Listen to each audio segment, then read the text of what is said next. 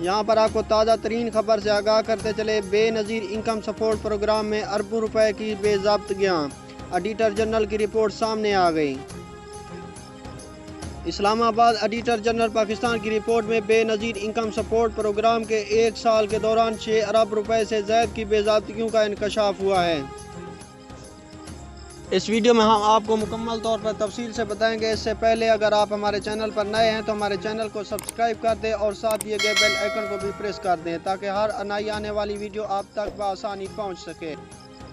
Express news کے مطابق 4 ججز نے بھی بے نظیر انکم سپورٹ سے 6,90,000 لیے۔ مستحقین کے پیسے کھانے والے ملازمین سے تاحال ریکوری نہ ہو سکی۔